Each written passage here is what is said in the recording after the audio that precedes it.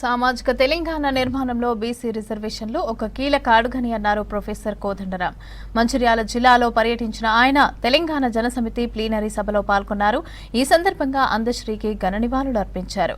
బీసీలకు 42% రిజర్వేషన్లను కేంద్రమే అడ్డుకుంటుందని చెప్పారు. ప్రజాస్వామ్యంలో ప్రజల భాగస్వామ్యం పెంపొందించడంలో రిజర్వేషన్లు అత్యంత కీలకంగా వ్యవహరిస్తాయని అన్నారు. 9వ షెడ్యూల్లో బీసీ రిజర్వేషన్లను చేర్చాలని డిమాండ్ చేశారు కోదండరాం. జిల్లా ఇవాళ మనకు ప్రప్రథమంగా మరి రాష్ట్ర ప్రభుత్వం వచ్చిన తర్వాత మన అందరి కోరిక మేరకు వాళ్ళు తుమ్మిడిహెట్టిని నిర్మాణానికి అంగీకరించారు. దాని ప్రాజెక్టు ప్రణాళికకు తయారు చేయటానికి కూడా బాధ్యతలు అప్పజెప్పినారు. కాబట్టి ఆ ప్రణాళిక తొందరగా రావాలని, ప్లాను తొందరగా తయారు చేసి దాన్ని ప్రారంభించాలని కోరుతూ ఇవాళ ఇవి కీలకమైన జిల్లా సమస్య. రెండవది ధాన్యం కొనుగోలు కూడా రాష్ట్ర వ్యాప్తంగా తొందరగా చేయాలనే డిమాండ్ ఒకటి.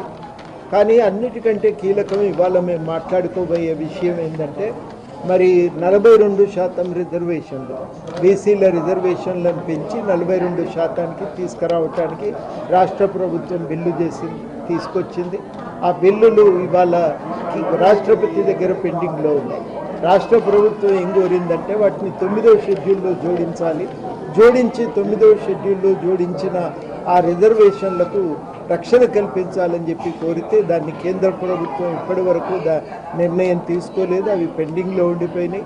దాని కారణంగా ఇవాళ రాష్ట్ర ప్రభుత్వం ఇచ్చిన ఈ రిజర్వేషన్లు 42% రిజర్వేషన్లు ఇవాళ వివాదగ్రస్తంగా మారిపోయినాయి.